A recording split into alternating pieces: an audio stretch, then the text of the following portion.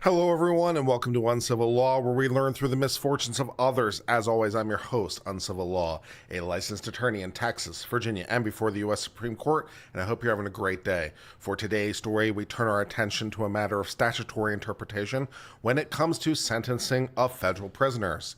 The United States Congress has promulgated many crimes, most of them listed in Title 18, and some of them have mandatory minimums. So they'll give you a minimum number of years that must be served. This minimum may be more than the guidelines range would otherwise require. So there is produced separately from the mandatory minimums a sentencing guidelines, and it has a 216 box grid that lays out the seriousness of all the offenses you've done in the past. So how bad have you been in the past, and how bad is this offense? And based on the combination of those two things, it provides a recommended range. And it is possible in some circumstances that the mandatory minimum is greater than the range recommended by the guidelines. But the mandatory minimum is, of course, the minimum, even though the guidelines might recommend less. Well, the United States Congress took a look at this, and when it came to the issue of controlled substances, namely drugs, thought this might be unfair. So they came up with a solution. They put an amendment in the sentencing provisions relating to how to do sentencing that basically says that if certain factors apply, you do not have to do the mandatory minimum. So the mandatory minimum is less mandatory than it would otherwise appear. But you have to meet some fairly specific guidelines in order for that to be true. It's a safety valve, but not a very broad one. The case before the United States Supreme Court in the case of Pulsifer versus United States dealt with how to read a particular section of the law, namely whether or not the word and really meant and, or whether it meant or. So to understand a little bit more, we will read the case and understand a little bit more about what they're talking about. Let's go ahead and get started with this. We are in the United States Supreme Court in the case of Pulsifer versus United States on a writ certiorari to the Court of Appeals of the Eighth Circuit. Justice Kagan delivers the opinion of a 6-3 court and writes the following. The safety valve provision of federal sentencing law exempts certain defendants from mandatory minimum penalties, thus enabling courts to give them lighter prison terms. To qualify for this safety valve relief, a defendant must meet various criteria, which are fairly detailed, but in one particular section has a section that says you must meet 3 specific criteria, so it has a subpart. So that one criteria has a subpart that says to meet this criteria, you have to meet these 3 components. The criterion in stylized form requires the defendant does not have A, B, and C, where A, B, and C refer to 3 ways in which past criminality may suggest future dangerousness and therefore warrant a more severe sentence. In brief, with details below, A, B, and C correspond to more than 4 criminal history points, a 3-point offense, and a 2-point violent offense. So various crimes have different levels of severity, as you would expect. So the idea is if you've done only 4 points worth of bad stuff in the past, or this offense is not so serious, then we don't have to do the mandatory minimum that we would otherwise have to do. But the question is, how do we read the word and? Do we have to meet all these things, or will any one of them do? The question presented is how to understand the criminal history requirement.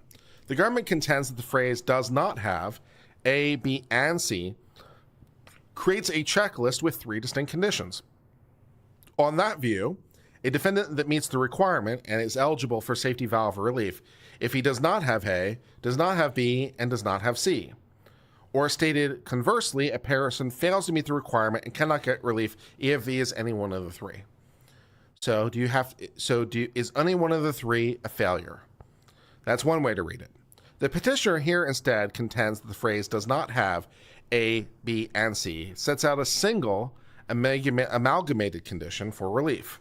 On that reading, a defendant meets the requirement and is eligible for relief so long as he does not have the combination of A, B, and C. Or to put conversely, he fails to meet the requirement and cannot get relief only when he has all 3. Today, we agree with the government's view of the criminal history provision. So, this is just a straight issue of statutory interpretation. No muss, no fuss. We'll get into the details about it very shortly, but the question is, when Congress wrote this proviso, what did they have in mind, or at least what did they write? And, so let's figure out what they wrote and whether that makes sense. All right, great. So the Supreme Court starts with a little bit of background. Congress sometimes establishes mandatory minimum penalties for crimes, including drug offenses. Not all crimes have mandatory minimums. Some do.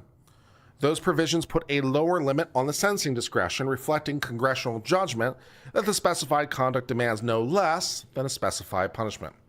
For drug offenses of the kind involved here, the existence and length of the minimum penalties typically depend on the type and quantity of the drug at issue, the harm resulting from the crime, and as relevant here, the criminal history score. So there's a whole bunch of factors, by the way, outside the factors we're going to be talking about. So among other factors that the defendant has to meet, the defendant did not use violence or credible threats of violence or possess a firearm or dangerous weapon.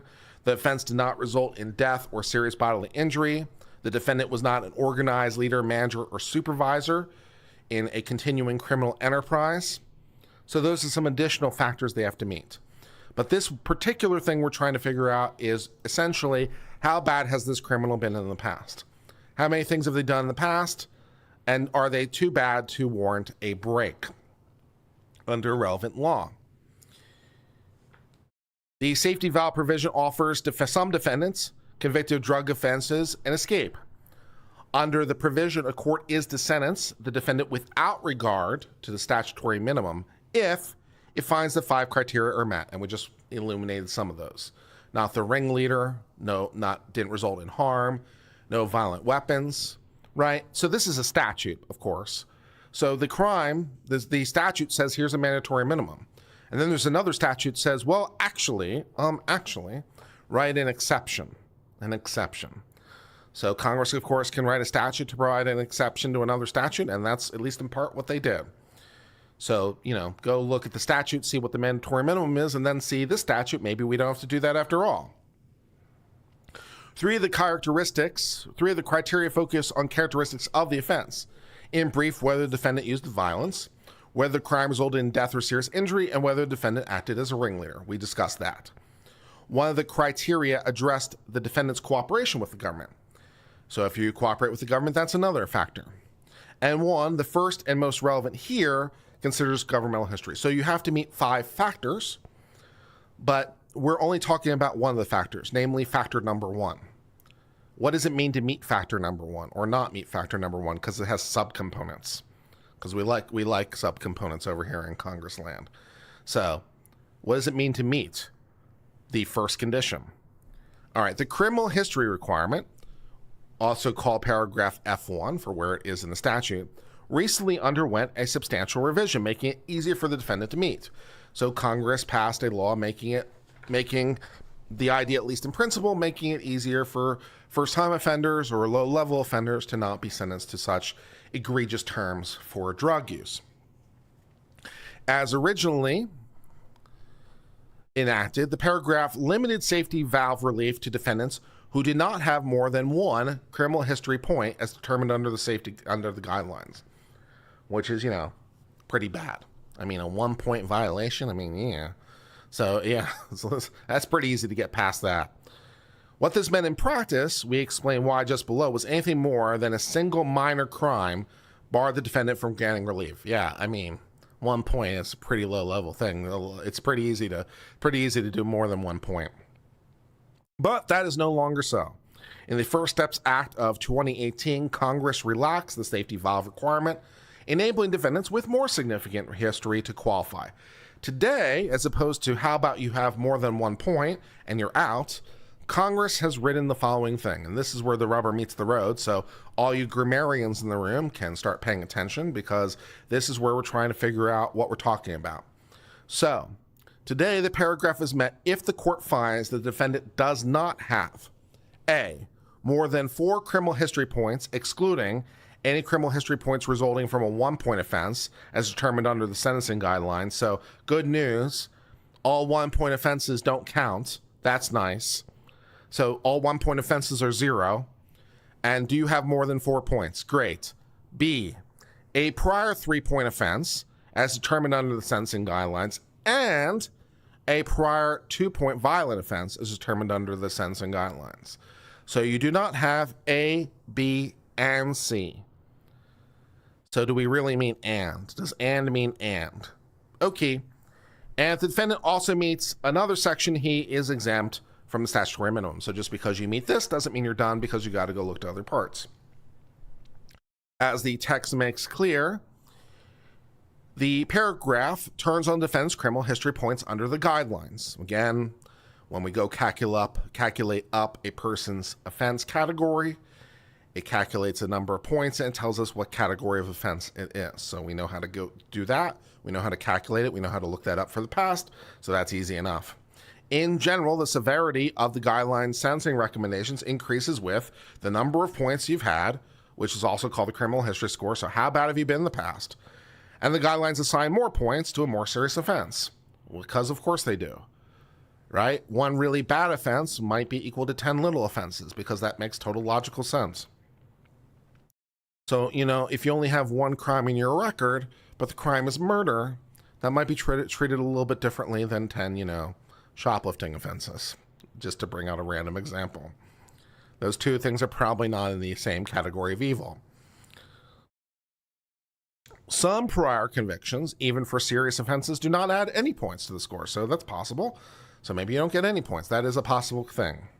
That's true, for example, if the conviction is old or is rendered by a foreign court.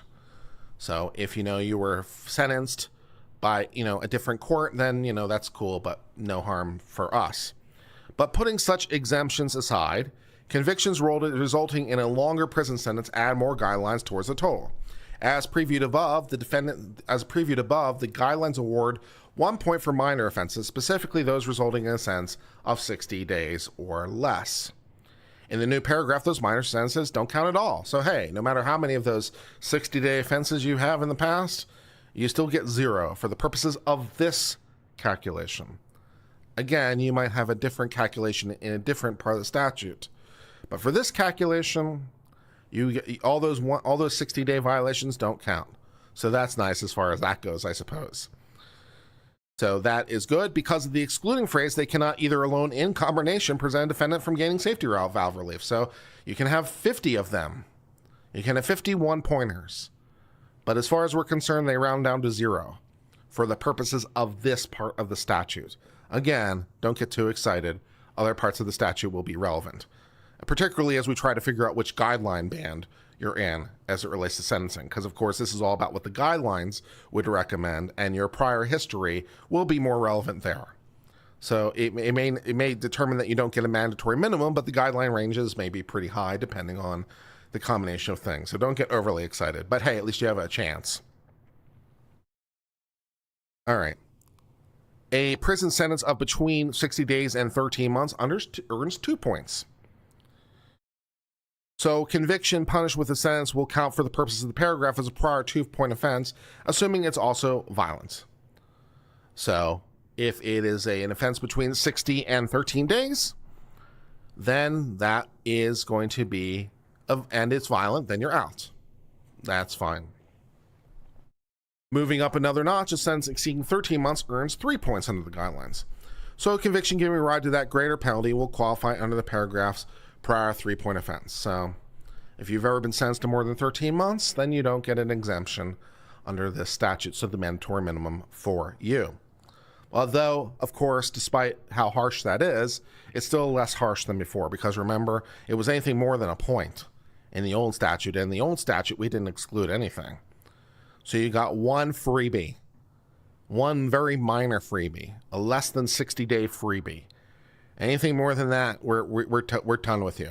So at least it's a little bit more generous. It's not extremely generous, but it's a little bit more generous. So there's a little bit more hope. This case involves a dispute about whether paragraph F1 bars the petitioner from gaining the safety valve. So hey, Mark here would really prefer not to be sentenced very much, if you don't mind. Mark over here pled guilty in 2020 to distributing at least 50 grams of meth. Please don't do the meth. We prefer that you don't. He faced a mandatory minimum of 15 years in prison unless the safety valve came to his aid. Crime doesn't pay. Mark over here could not meet the criminal history requirement, at least according to the government. According to the government, Mark had 2 relevant prior convictions each for a 3-point offense. So that doesn't sound good. In the government's view, that fact disqualified him from obtaining the relief a couple times over. He had not just 1, but 2 prior 3-point offenses, as specified in paragraph B of the requirement.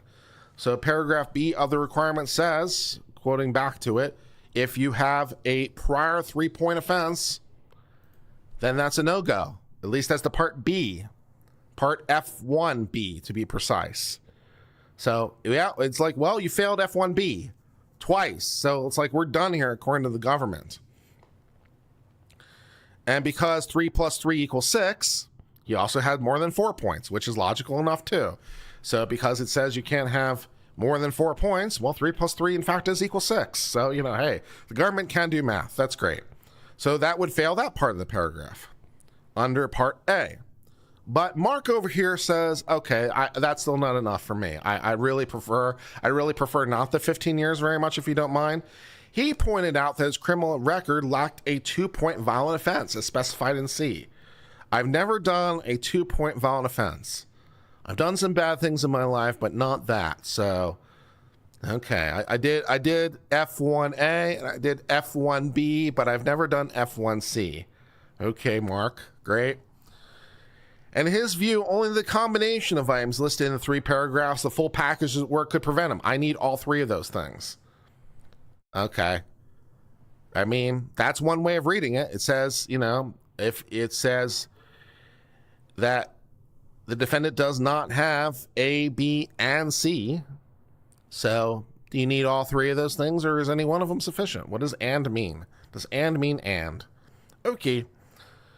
So that's a fun grammar debate. The district court, for its part, rejected Mark's argument, ruling that he's ineligible for relief if he has any of the 3. So, or will be fine. The mandatory minimums, the court concluded, thus applied. The Court of Appeals for the 8th Circuit said also, or would be fine with us. The court framed the question in what sense the statute uses the word and.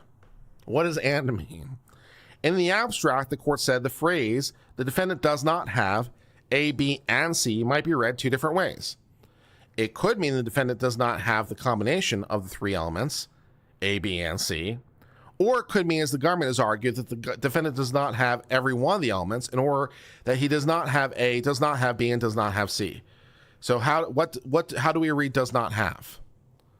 Right? So where does the does not? Does the does not permeate to every part, or does it does not only apply to the group? Right? So that's one way of reading it. So that's fun in Grammarland. Right? So you say, okay, you do not have A, B, and C. Okay. Does the phrase do not have apply to A, B, and C? So is that do not have a attached to each of A, B, and C? That'd be one way of reading it. Or does not have A, B, and C as a group. Because he doesn't have A, B, and C, right? He only has 2 of the 3. He doesn't have A, B, and C. So if we read it as a group, the defendant does not have A, B, and C, then he's right. But if the phrase does not have A, B, and C, because the do not have is tacked on to the beginning of each one, then that would be one way of reading it too. So which of these readings do we like best? So it's not strictly speaking whether and means or. That's strictly not speaking what it means. It's basically, where do we put brackets in this thing? Right? It's a question of where do we put brackets if we like this math equation? Right? Is it not A, B, and C, or is it not A, not B, not C? So where does the not go? Is the not apply to the group as a whole, or does the not apply to each item? So that's what we're trying to figure out right now. All right. In choosing between these rings, the court found a strong textual basis to prefer the government. I bet they did. If Mark were right, the court would explain, subparagraph 3 would be rendered superfluous without the slightest offense. A defendant who has a prior 3-point offense under subparagraph B and a prior 2-point violent conviction under subparagraph C would always meet the criterion in A because he would always have more than 4 points. Fair enough. That was reason enough to read paragraph F1 the other way, as an eligibility checklist of 3 distinct conditions, each of which the defendant did meet. So, I mean, that is a bit of a problem. We don't really like redundancy. So if we read it Mark's way, if you had B and C, you would necessarily have to have A. Because B says, well, any 3-point thing, and C says any violent 2-point thing. And 3 plus 2 is 5, which is more than 4. So if you have B and C, you must have A. And they said, well, that can't be right, because that would render A superfluous. Because why even talk about A? Because it doesn't matter anymore. So that's one way of thinking about the problem. And we don't really like superfluous language. We don't like language that doesn't mean anything. That is not our favorite way to interpret things. In a lot view, the court concluded that Mark doesn't have the mandatory minimum. Because he had a pair of 3-point offenses, it was simply immaterial that he also hadn't done a 2-point violent offense. Okay. We grant certiorari because the Court of Appeals have split over how to read this. They can't figure out where the brackets go either. Today, we adopt the government's view and so affirm the division below. A defendant is only eligible for safety valve relief under paragraph F1 only if he does not have all 3 of the items listed below, or to say more specifically, does not have 4 criminal history points, does not have a prior 3-point offense, and does not have a prior 2-point offense. So we're going to read does not onto each separate section, which is certainly a valid way of doing that, incidentally, in statutory interpretation. The paragraph thus creates an eligibility checklist, and the defendant and the demands the defendant satisfy every one. So let's grammar nerd the hell out of this thing for a while. We start with the paragraph F1 grammatical structure because Mark's main argument and the initial dissent is that it resolves the case, which, fair enough, because how do we read the grammar? Recall that a paragraph requires a court to find that the defendant does not have the features specified in A, B, and C. Because Congress uses the and to connect those subparagraph, Mark contends that a defendant is eligible for safety valve relief only if he has the complete combo. More than 4 points plus a prior 3-point offense plus a prior 2-point offense. The result follows Mark claims simply from what an ordinary grammar says. But in fact, grammar does not say that much. There are 2 grammatically permissible ways to read paragraph F1. Ambiguities in language are fun. Yes, one is Mark's, but the other is the government, that the defendant is ineligible for relief unless he can satisfy each of the conditions. The choice between the 2 is not a matter of grammatical rules. It sensibly can be made only by examining, as the next part does, the paragraph's content as read in conjunction with the guidelines. So, as always, we can always appeal to other parts of the statute or other things that might help us figure out what Congress wrote when they were writing things. Or as we stay in statutory construction by reviewing the context. Right. So we can understand what a section of a statute means by looking at other things in the statute, sometimes other statutes. The context helps often resolve ambiguities. And, in grammatical terms, is, of course, a conjunction. Conjunction function, what's your function? So, that's good things. Both parties here agree with that elementary proposition. They both agree it's a conjunction. That's nice. The word and, each might say, means, well, and. Indeed, to the extent collaboration is needed, both parties select the same definition from the same dictionary, and they recite in context means along with, or together with, Webster's New Dictionary. Where things get more complicated is figuring out what goes along or together with what, or otherwise said, what and connects. As Mark read the paragraph, the and joins 3 features of a defendant's criminal history into a single characteristic. So this is one big thing. This is one big thing. That's one way to do it. The conjunction of A, B, and C produces the thing he labels the complete combo. That's going to be his street name for a while, or not, because he's going to prison, but either way. The question then becomes where a defendant has or does not have the full package. Okay. Some grade school math notation may help. Oh yeah, let's bring math notation into this thing. That's gonna definitely happen. If Mark inserted parentheses into the paragraph. Right, where the brackets go. So that he asks where the defendant does not have brackets. A, B, and C, close bracket. Much as the student would solve 5 minus bracket 2 plus 1, close bracket, by first adding 2 and 1 and then subtracting the sum from 5. Although it doesn't really matter, because, should I point that out or is that too much? Should I point out it doesn't actually matter in this context? Which you do, because it's only addition and subtraction. So it actually doesn't matter whether you resolve the brackets are first or not. Uh-oh, Supreme Court. Uh-oh. That your example left something to be desired. It actually doesn't matter whether you resolve the brackets first or not. Either way would be fine. Let's ignore that.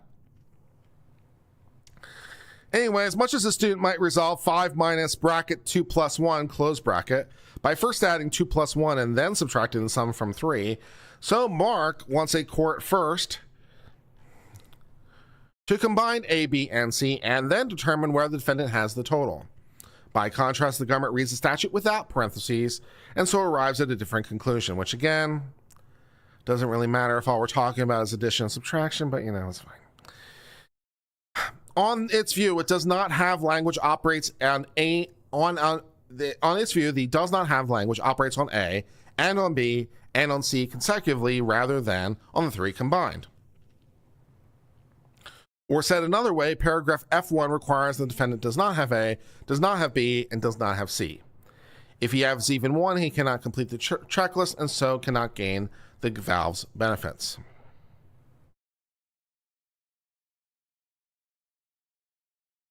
Five minus 2 plus 1.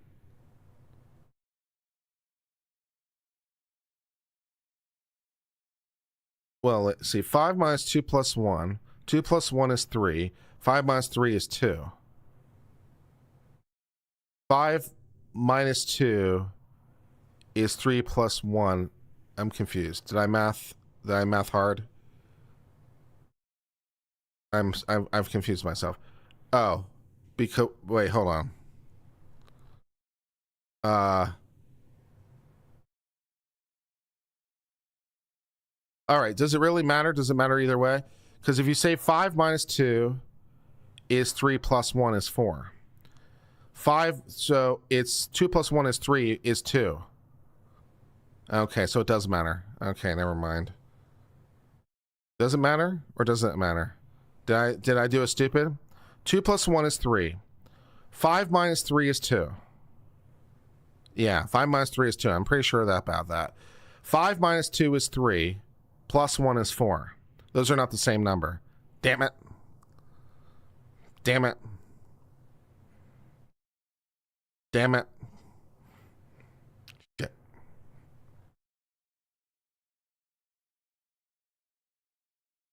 So it does matter.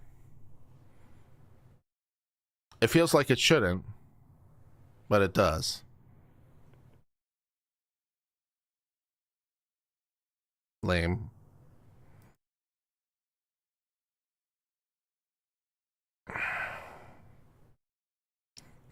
Lame. Shut up. Shut up. You shut up. The brackets matter because it distributed the minus. You shut up.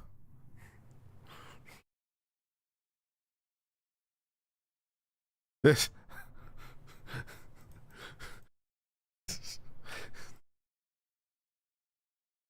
For the rest of this stream, it doesn't matter. I am changing the rules of math itself, so I am not wrong. I can do that. The rules of math are arbitrary in the first place, so I'm just changing the rules of mathematics so that I'm right. Yeah.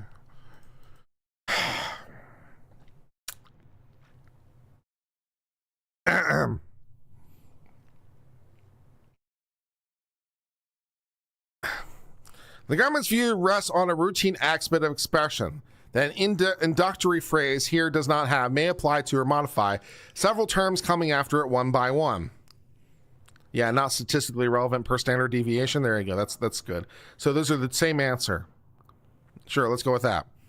Suppose a person says after visiting a bookstore, I bought a novel, a memoir, and a travel guide. That's just a more efficient way of saying I bought a novel, bought a memoir, and bought a travel guide. The verb in the sentence carries over. Some grammarians use the term distributes to every item on the ensuing list. The practice is pervasive, indeed inescapable, of every kind of speech and writing. Consider this perhaps half-remembered line from childhood. On Saturday, he ate through one piece of chocolate cake, one ice cream cone, one pickle, one slice of Swiss cheese, one slice of salami, one lollipop, one piece of cherry pie, one sausage, one cupcake cake, and one slice of watermelon. The very hungry caterpillar. Okay. The introductory words ate through apply independently and equivalently to each of the 10 foodstuffs that follow. The very hungry caterpillar says you have to do 15 years in prison. That's rough, man. That's rough. I wonder if you can get a very hungry caterpillar tattoo before you start serving your time. Is that like an option?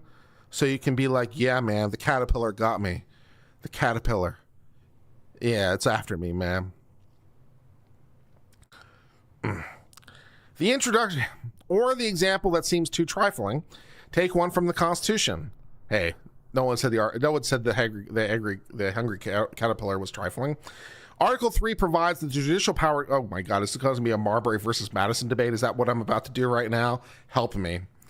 Our Article 3 provides that the judicial power shall extend to all cases arising under this Constitution, the laws of the United States, and treatises. That statement means, but says, more concisely, that judicial power extends to cases arising under the Constitution, extend to cases arising under federal law, and extends to cases under treaties. I feel like me and Nick Ricade are about to have a Marbury versus Madison fight right now. The provision does not, as Mark suggests, limit judges to hearing the few cases arising simultaneously under all three kinds of law. That would very much make the federal courts a lot more narrow, that's for sure. Similarly, Article 1 of the Constitution enables Congress to regulate commerce with foreign nations and among the several states and with the Indian tribes. The authorization goes to commerce involving each of them, not just the combination of the three at once. So again, the verb phrase operates just on each term seriatim, not on the combination of the three. Seriatim obviously means cereal. I can tell from the root. Is seriatim Latin? It's in italics. I'm going to assume it's Latin. It's the root word of cereal.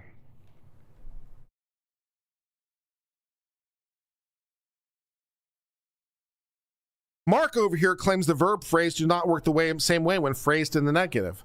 One of his favorite examples is don't drink and drive. That doesn't mean, he observes, that you shouldn't drink and that you shouldn't drive. That doesn't mean that you shouldn't drink and that you shouldn't drive, but only means that you shouldn't do both at the same time. I mean, that's fair. That's fair enough. That's fair. So too, he says, for don't clean the bathroom with bleach and ammonia. The prohibition does not go to bleach alone and to ammonia alone. Instead, it only goes to the two in conjunction. I don't know, Mark might do well by cleaning his bathroom with both bleach and ammonia at the same time. I'm sure that would end great for Mark. To return to math notation, the statement is best understood as don't clean with bleach and ammonia, rather than don't clean with bleach and don't clean with ammonia. And so, too, he says here, paragraph F1 conditions relieve the courts, find the defendant does not have A, B, and C, rather than he does not have A, does not have P, and does not have C. Seriatim is taking one subject after another in regular order, point by point. Is that English? What is the derivation of that linguistically in the dictionary? What is the Tony, language of origin, please, in my spelling bee? Language of origin. What is the derivation of that word, please?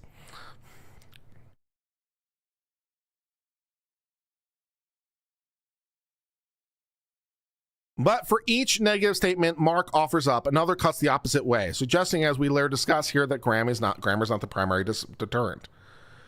Considering two sentences discussed in the Cambridge Grammar of English Language, if someone says, I'm not free on Saturday and Sunday, the grammar notes, he most likely means I'm not free on Saturday and I'm not free on Sunday. He's not saying that, although he cannot go away for a full weekend, he can make plans on one of the 2 days. It's probably true. From the Latin, is it straight from Latin, straight into English? Or did it hop somewhere along the way? Is it Latin to Old English, or? It feels like there's got to be a middle step somewhere. Or did we just steal it directly from Latin? That'd be fun. Straight up? Really? Straight up from Latin? Okay. All right. Good. All right, there you go. Straight up from Latin. All right. No muss, no fuss is straight up from Latin. Okay, there you go. Fair enough. Thank you, Tony P, for solving that issue.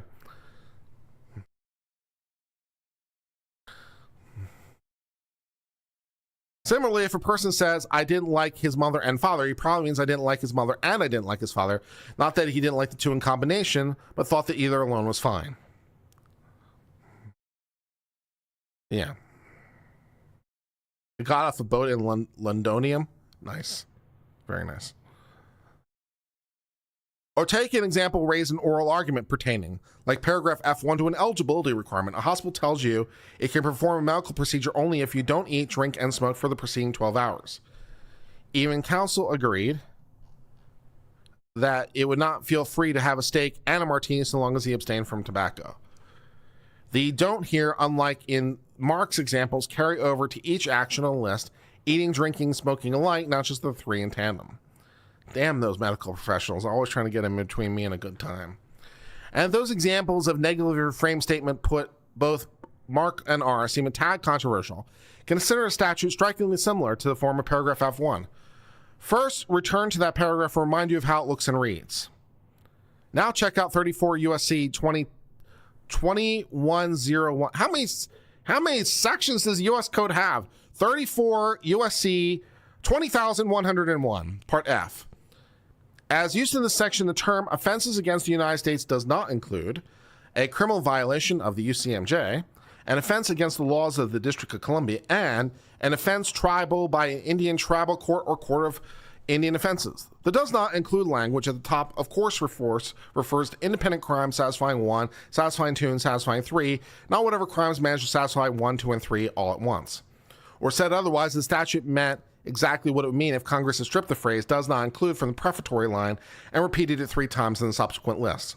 Congress, we recognize, just opted to draft more concisely. And so, too, it could have made the choice when drafting paragraph F1, with it does not have phrase referring to each item that follows. No grammatical principle precludes the understanding of what Congress wrote. What could possibly fall into all 3 at once?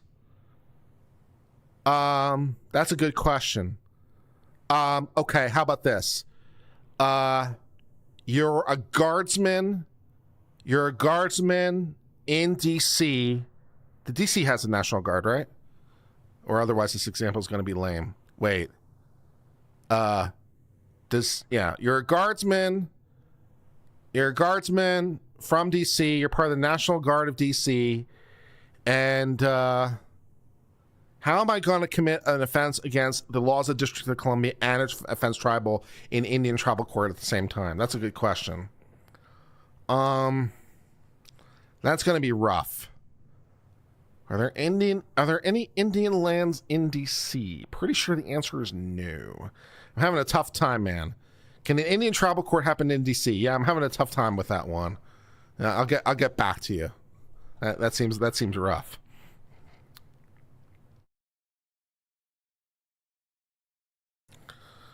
Mark protests that the word or instead of and would have been better conveyed by the government reading, but that claim also fails. His basic objection, echoed in the dissent, is that Congress could have expressed this intent more clearly. If the government is right, Mark asked, why didn't Congress just use or? Doing so would have shown unequivocally the defendant must mean all 3. But to begin with, we do not demand or in truth expect that Congress draft in the most translucent way possible. Are they suggesting that Congress isn't a smart Congress? That's not nice. Congress is a smart Congress and is perfectly aware of what it's doing at all times. We've routinely construed statutes to have a particular meaning, even as we acknowledge that Congress could have expressed itself more clearly. And anyway, we doubt that substituting or for and would have delivered us from interpretive controversy. Instead, it would more likely have confronted the mirror image of the dispute before us. The government would have read the requirement the defendant does not have A, B, or C to mean he does not have A, B, or C. So the defendant would get a safety valve relief only if he doesn't have any of the three listed criminal history features. But Mark, we suspect, would have read the same requirement to mean does not have A, does not have B, or does not have C. So he get a safety valve relief as long as he doesn't have a single one of the features. That reading too is permissible when viewed only as a matter of abstract grammar, divorced from the analysis of A, B, and C. Even with Mark's proposed redrafting, then grammatical back and forth would continue. Yeah. Congress is a smart Congress. Congress knows what's going on. Wait, maybe, okay. If he's on guards duty, wait. Does this work? Probably not. He's a guardsman out of DC, and he's been lent to a different, is it possible that if he's lent to a different tribe somewhere, that somehow DC still has jurisdiction because he's a guardsman from DC? Is that a possibility thing? So he's National Guard out of DC, but he's on duty in, I don't know, Oklahoma. Is it possible then he's violating the UCMJ and tribal law and DC law all at the same time now? Is that a thing? It might be. Let's say it is.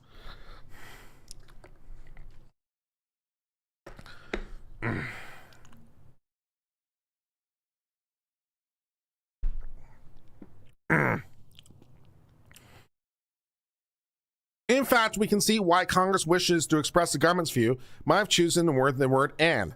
Suppose that before putting words to the page, Congress had decided, as the government says, to create an eligibility checklist requiring the defendant to meet 3 distinct conditions before getting safety valve relief. In the subsequent drafting process, an and could have well seemed intuitive. After all, in the government's checklist, a defendant must meet every one of the conditions, this one and the other one and the other one.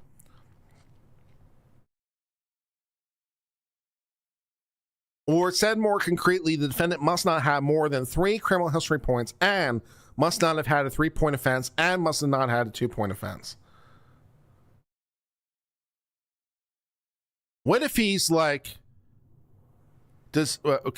what if he's like a member of a tribe and also like the person, what if he's a member of the tribe and attacks a member of the same exact tribe while he's on duty?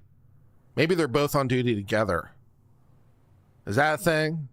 Maybe they're both out of the DC National Guard and they're also members of the same tribe and they're on orders. Maybe they're doing drills in Virginia.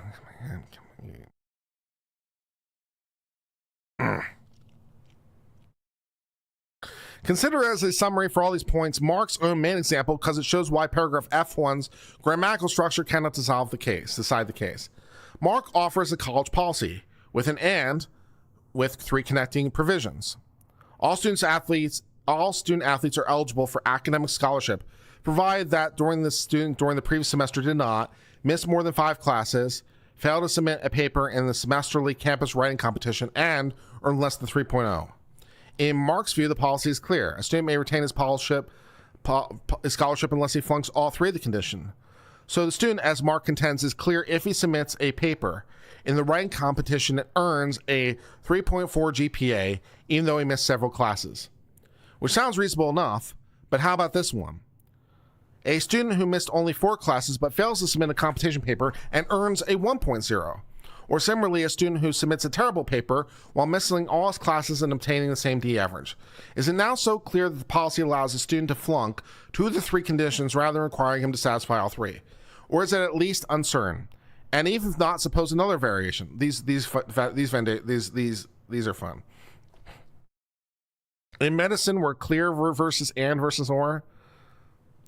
I know you'd like to think that you are, but sometimes I have a feeling that you're probably not as clear as you think you are, but that's okay. We all make mistakes. Your mistakes just cost people lives, but that's all right. All right, let's consider this variation. All student athletes are eligible for academic scholarship provided the student during the previous semester did not fail a course, commit plagiarism, and get arrested.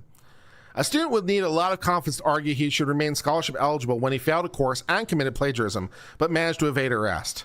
That reading, Mark's reading, is grammatically possible, but so is too is the opposite. The student must meet all three. And when we think about the content of the policy, what A, B, and C actually say, against the backdrop of all we know, or perchance all the college handbook tells us about academic scholarships, we cannot read the revised hypothetical this way. I don't know, maybe it's just a really, really generous college out there. Maybe what's a little plagiarism between friends? Sounds like a policy that Harvard might have. The takeaway is this: if paragraph F1 cannot be construed in the abstract, is if all a reader has to do is on the stripped down phrase, the defendant does not have A, B, and C. Or for that matter, just lawyers, because we plagiarize like crazy. But that's not academic, but that's okay. Or it might be required not to have A, not to have B, and not to have C, each of the three. Really, it all depends. It is notable that even the dissent must in the end concede the point, knowing that whether the speaker intends for a listener to distribute the words implicitly depends on the context. The way the reader assigns meaning to the phrases look at the substance of A, B, and C, items on the list, and the way they interact against all relevant background understandings. We interpret the injunction against drinking and driving in Mark's way. Do not do A and B, because the two activities are usually perilous only in combination. We interpret the injunction against eating, drinking before surgery in the government's way. Do not do A and B, because each activity alone is likely to have adverse consequences. Similarly, here the meaning of paragraph F1 became clear if we examine the content of each of its three subparagraphs, what they say and how they relate to each other, as well as how they fit in with other law. All of a sudden, I want the hungry caterpillar tattoo. I want hungry caterpillar as my street cred. Is it too late to have a street name? If the hungry here's a good one for the chat. Here, provide me suggestions. If the hungry caterpillar is my spirit animal, what is my gang name? Please provide suggestions. Tony P has gifted 10 gift memberships. You have a funny story? I look forward to hearing it. Do you have a funny suggestion for my gang name when the hungry caterpillar is my spirit animal / moniker / tattoo, is the equivalent of my cry?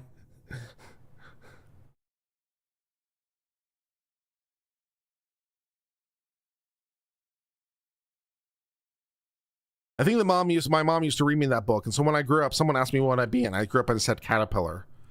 Preach. Don't give up the dream, man. Don't give up the dream.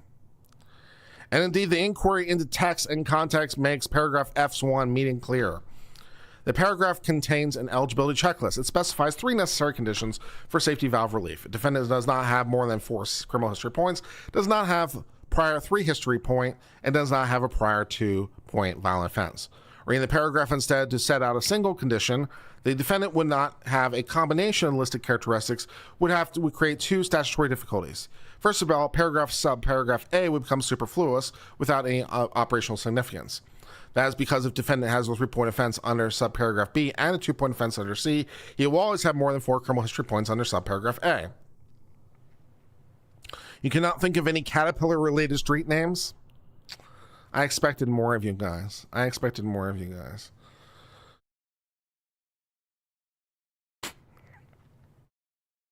Second, defendants' eligibility for relief would not correspond to the seriousness of their criminal records. Instead, a defendant with numerous violent 3-point offenses could get relief because he happens not to have a 2-point offense. The context of A, B, and C, especially as read against the guidelines, thus answer the puzzle here, reducing 2 grammatical possibilities to just 1 plausible combination. LSAT cats, hung caterpillar, that's not bad. Fuzzy wuzzy, but that's a bear. Hung caterpillar law. That's not bad. That's okay. Yeah, there's got to be some good ones out there, man.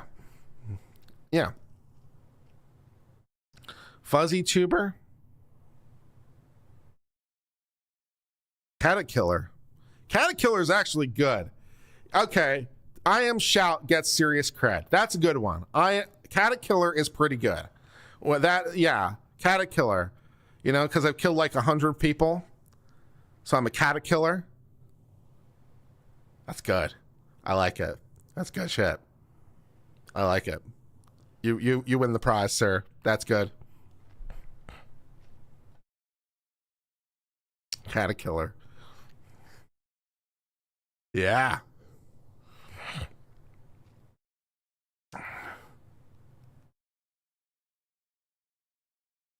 Beginning with superfluity, or actually with its absence, because there's none under the government's reading. Each subparagraph does independent work, disqualifying defendants from relief even where others would not. Hurt the caterpillar. Oh yeah. Yeah, I'm liking it.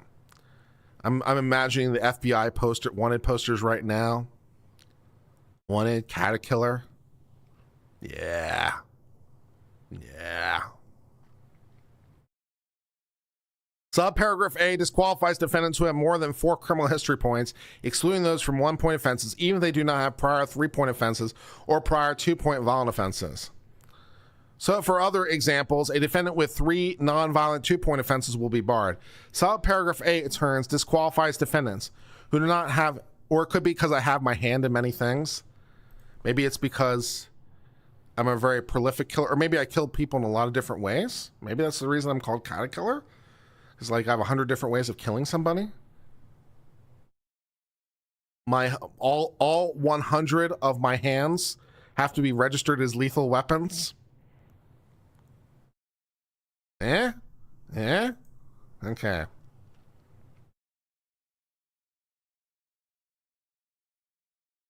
And finally, subparagraph C disqualifies defendants who have prior 2-point violent offenses, even if they do not have a 3-point offense or more than 4 points. The paragraph thus excludes A, various repeat offenders, along with anyone, even if they have a single conviction that results in a sufficiently long prison sentence or resulted in a shorter sentence but include violence. Every part of the paragraph has a function. But that is not so under Mark's reading, as a bit of arithmetic reveals. We're going to do more arithmetic. I failed pretty early on the grade school arithmetic. It went poorly. Mark's view, once again, is that paragraph F1 disqualifies only defendants with a combination of characteristics in some part A, B, and C. So more than 4 criminal history points, a prior 3-point offense, and a prior 2-point offense is a violent one. But because 3 plus 2 equals 5, the math checks out. And because 5 is more than 4, also checks out. A defendant with a 3-point offense and a 2-point offense will necessarily have more than 4 points. So subparagraph A becomes meaningless. It does no independent work. Remove it from the statute, and what is left will make the exact same people eligible and ineligible for relief.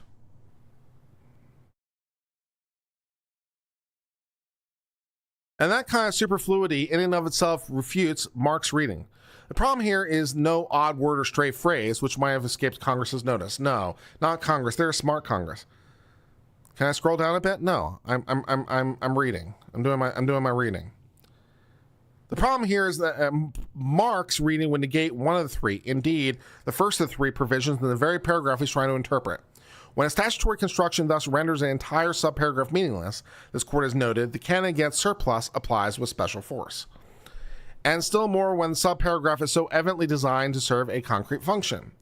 In addressing eligibility for relief, Congress specified 3 particular features of the defendant's criminal history: A, B, and C. It would not have done so if A had no possible effect. It would have enacted B and C. But while that is the paragraph Mark's reading produces, it is not the paragraph Congress wrote. I read it fast? Okay, well, you know. To escape the quandary, Mark contends that under the guidelines, a 3-point offense and a 2-point offense do not always equal 5 points. Okay, Mark wants to try some new math. 3 plus 2 does not always equal 5. Okay. Excuse me 1 second.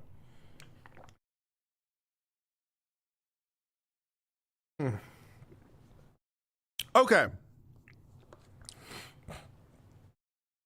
All right. The dissent apparently agrees. The dissent, by the way, also apparently agrees that 3 plus 2 does not always equal 5. That's nice. The argument begins with the point non-dispute. Some prior convictions, as noted earlier, add 0 points. That is true if the conviction is quite old, if it was rendered in a military, tribal, or foreign court, or if it was merged into another conviction, for example, because the 2 arose from the same charging instrument. The key move in Mark's argument is the next one. He claims that a prior offense adding 0 points to a history score can still be a 3-point or 2-point offense under paragraph F1. That happens, he says, when the sentence given for the offense was long enough to otherwise add those points, meaning the absence of the trait that reduced the points to 0. Take an example. A very old conviction, excuse me,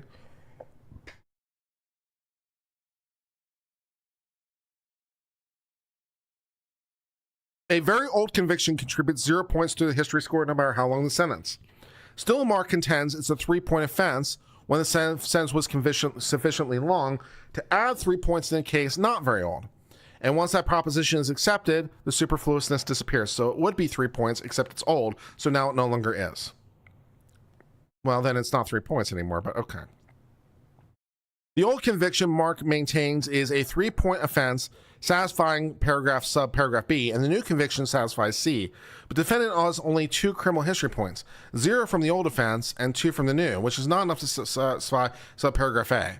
So that subparagraph Mark contends has an effect. It keeps a defendant eligible for safety valve relief. But Mark's argument craters because its key move is wrong. Contrary to his view, there's no such thing under the guidelines as a 3-point or 2-point offense adding 0 points. Under some paragraphs B and C, the term 3-point offense and 2-point violent offense are determined under the sentencing guidelines, and the guidelines assign points to offense only in the context and for the purpose of adding them to a criminal history score in total.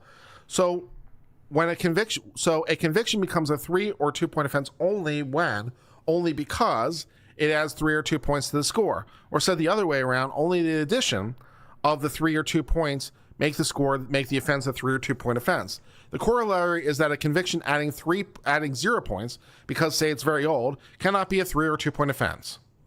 So 0 is a different number than 3. I'm enjoying our entry-level mathematics. This is good.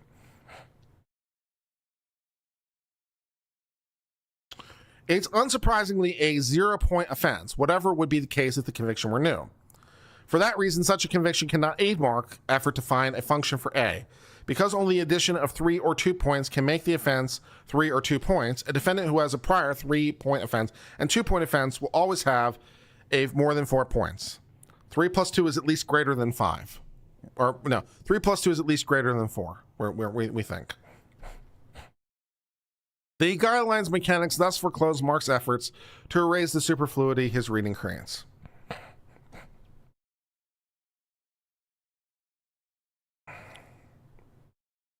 Yet more, Mark's effort founders on the guidelines judgment reflected in F1 about which prior offenses warrant punishment.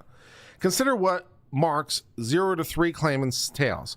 Because an offense adding 0 points on his account satisfies subparagraph B or C, and how can prevent a defendant from gaining safety relief. But that result ill comports with the guidelines. There are, after all, reasons why the guidelines decline to issue points to certain offenses. The specifics vary, but each embodies a judgment that some types of prior convictions should not have the usual weight in determining a current sentence. Maybe the prior conviction is not as good a reliability as most, or maybe it's not such a good measure of the offense's future dangerousness. Whatever the precise explanation, the government gives 0 points to an offense in order to ensure that it not increase the later punishment. Except under Mark's view, it could just do that. Offenses the guidelines deem irrelevant to future sentences might up triggering a mandatory minimum. And likewise, Mark's view conflicts with discrete features of paragraph F1. Recall that under the paragraph, an offense earning 1 point cannot affect eligibility for relief, either alone or in combination with any other offense, presumably because a 1-point offense is just too minor. Yet Mark's theory would allow an offense adding 0 points to contribute to a finding of relief that's barred. That claim again is too out of sync with the statutory framework that hoped to offer a sync from his 3 plus 2 equals 5 superfluous problem.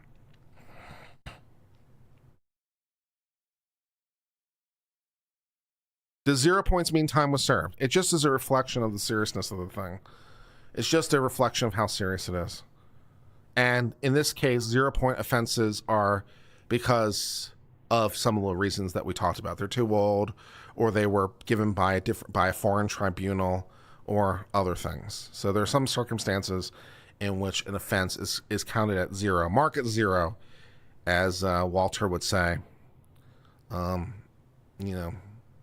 So It might mean that they serve time, it might not. It just doesn't count for the purposes of trying to figure out what we're doing in regards to this crime. So I'm not sure if that answers your question, but there you go. All right. And beyond that paragraph lies a second, or beyond that problem, is 0 point, like when someone does a determinate program. I don't know, I'd have to dig into it. But it seems to be like if it's old enough, if it was imposed by a foreign government, that kind of thing. So I'd have to go dig into it, but there's some examples. The paragraph operates as a gatekeeper, helps get some defendants into and keeps other defendants out of a world free of mandatory minimums. And the criteria for selection, evident on the paragraph's face, relate to just how bad the defendant's criminal record is. Mark himself recognizes that fact. In describing paragraph F1, he notes, subparagraph A targets recidivism, that subparagraph B targets serious offenses leading to lengthy prison terms, and that subparagraph C targets violent offenses, even though they result in lesser sentences. That paragraph thus focuses on the time of past criminal behavior that under the guidelines trigger enhanced penalties. Over and over, the guidelines presume that defendants with worse criminal records exhibiting recidivism, lengthy sentences, and violence are deserving of greater punishment. Paragraph F1, in line with repeated invocation of the guidelines, expresses that same understanding. Put simply, the paragraph sorts defendants' relief or not based on the seriousness of offense, which makes sense. Under the government's reading, paragraph F1 performs the function without a hitch. When the defendant has committed multiple minor offenses, he cannot get relief, subparagraph A. And so too when he's committed even a single offense punished with a lengthy prison sentence, or one involving violence. Only with a defendant with none of these markers, a defendant who can check off every one of the does not have requirements is eligible for relief. So the paragraph unerringly separates more serious offenders from less serious ones, allowing only a ladder through the gate. That does not happen under Mark's construction. To the contrary, his reading would allow relief for defendants with more serious records, while potentially barring relief with less serious. Or said otherwise, the sorting accomplished by Mark's reading does not match with what F1 and the guidelines call for. Consider two hypothetical defendants. One has 5 criminal history points from a prior 3-point offense and a prior 2-point violent offense. The other has 15 criminal history points from 5 prior 3-point offenses. Every last one a violent offense, but has no 2-point violent offense. All his crimes are too serious to wind up in the 2-point category. Which of the defendants is the more serious prior offender? The latter, of course. His record exhibits greater recidivism, lengthier sentences, and more violence. But under Mark's view of F1, which of the two defendants is excluded? The former alone. For want of a 2-point offense, the latter remains eligible to avoid mandatory minimum. The paragraph thus fails to divide at gate safety valve relief more from less serious offenses. And contrary to Mark's view, the problem cannot be solved by a resort to the sentencing judge's discretion. Notably, Mark does not argue that there's any rhyme or reason to making our serial 3-point violent offender eligible for safety valve relief. He says only that Congress has no reason to be concerned about the outcome because it knew the sentencing court would still have discretion to impose a proportional sentence. But that trust and discretion claim cannot work here. If Congress thought it could always rely on sentencing discretion, it would not have created the criminal history requirements in the first instance. Fair point. That requirement by its terms confines such discretion. More specifically, allows discretion to operate only when defendant's record does not reach a certain level of seriousness. On the government's reading, the paragraph well performs that gatekeeping function, separating more serious from less serious criminal histories. On Mark's reading, the paragraph does not. As just shown, it allows and denies relief in ways that do not correspond to the gravity of what the defendant has done. The need to judge the correct results, of which Mark admits, shows the reading is wrong. Once again, his construction, however grammatical, makes harsh a system of Congress devised. This seems like a better reading to me. To be quite honest. So this text, do we disregard 0-point offenses? Yes. If it went to 0, then it doesn't matter for the calculation of new sentences. 0 is 0.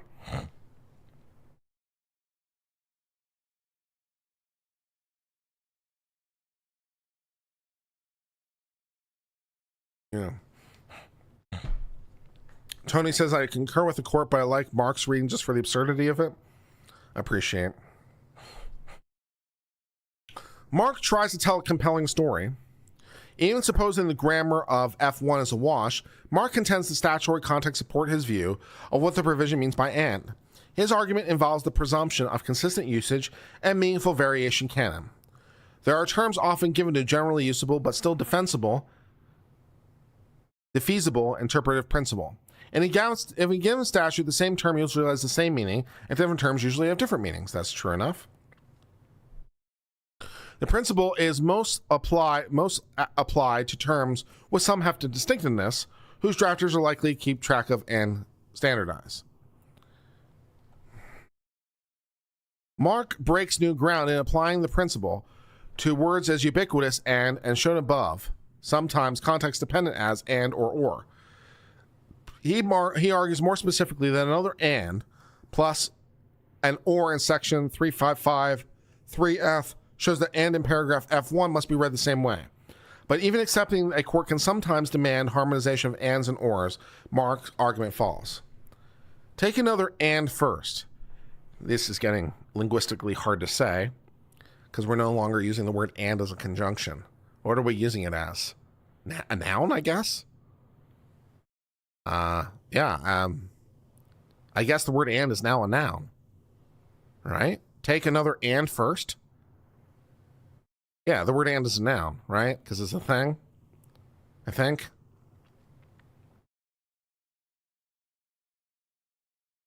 As noted earlier, the criminal history requirement is only one of 5 conditions for safety valve relief set out in 3553. Those conditions appear in a list, paragraph F1 through F5, with the and linking them just as an and links paragraph F1 3 subparagraphs. Yeah, it's a concept at this point, so it's person, place, thing, so it's a noun.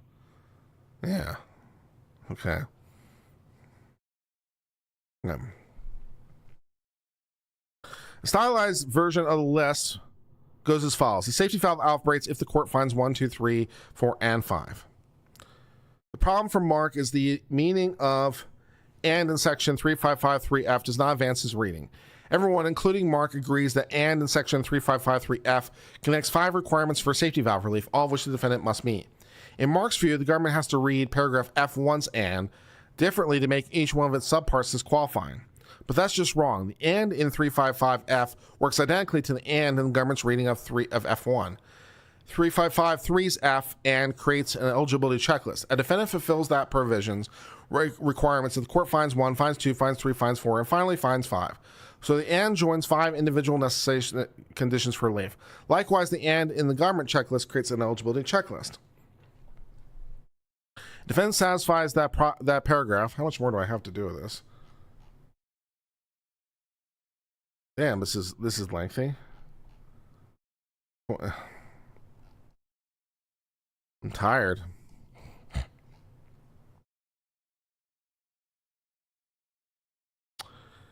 Okay, we read that part. Okay, we read that part. Finally, Mark and the dissent make a misguided argument about legislative purpose. As noted earlier, Congress enacted the revised version of F1 as part of the Fire Steps Act, a significant step in reforming the law. Mark explains that a new provision was meant to make safety valve relief more widely available. And the dissent highlights how many more defendants would get safety valve relief under Mark's reading than the government's. We do not doubt the points, but they do not assist in interpreting the statutory text before us. Both views of the paragraphs, Mark's and the government, significantly widen the opportunity for safety valve relief. Recall that under a prior provision, anything more than a single criminal history point precludes deviation from mandatory minimums. And because Mark's interpretation is not better just because it would go further than the government's. No law pursues its purpose at all costs. So here too, Congress did not eliminate but only curtail mandatory minimums, did not extend safety valve relief to all defendants but only to some, and determined the exact contours of that case. We could do no better than examine paragraphs F1's text and context. For that reason, the scrutiny reveals that Mark goes too far. Yet Mark, joined by the dissent, asserts we're not done. At least he claims the meaning of criminal history requirement is uncertain. And because it's uncertain, he must win. The rule of lenity, he says, requires courts to read ambiguous criminal statutes in favor of liberty. The problem is we do not view paragraph F1 as generally ambiguous. There are, to be sure, two grammatically permissible readings of the statute when viewed in the abstract. It may be read Mark's way as stating that defendant can get safety valve relief so long as he does not have the combination of A, B, and C, or it may be read the government's way as stating that defendant can get safety valve relief only as does not have A, does not B, if does not have C. But the difficulty in choosing between these two constructions falls away once we consider the context of A, B, and C. More than 4 criminal history points, excluding points from 1-point offense, a prior 3-point offense, and a prior 2-point violent offense, all is determined under the sentencing guidelines. Then we discover that Mark's view creates a glaring superfluity, whereas the government's view does not. And we discover only the government's view renders the provision capable of sorting more serious from less serious, consistent with both the statute and guidelines devised. The two possible readings thus reduce the leaving no rule for lenity. And then they note here whether or not it's actually a penal law, which is not really, by the way, because it's a sentencing law, so the rule of lenity, it's not even clear that it applies. Because this isn't an ambiguity in the criminal sanction. This is an ambiguity in the sentencing guidelines, or sentencing provision, which isn't necessarily a penal law within the meaning that we typically use it. So it's not even sure clear the rule of lenity would apply. In some, paragraph F1 criminal history requirement sets out eligibility. A defendant is eligible for safety valve only if he satisfies each of the conditions. He cannot have more than 4 points, and therefore is ordered. So that brings us to the end of this decision. I hope you enjoyed that decision. I certainly did. It was an interesting decision to be sure, and a grammatically fun one, and one that exposed my weaknesses in math and made me a little bit sad because I used to be really good at math, and apparently those days are long behind me, and that's annoying. But that's okay. I mean, we have to accept reality sometimes. All right, my friends. Well, I'm going to go ahead and sign off. I hope you've had fun. I've been Uncivil Law.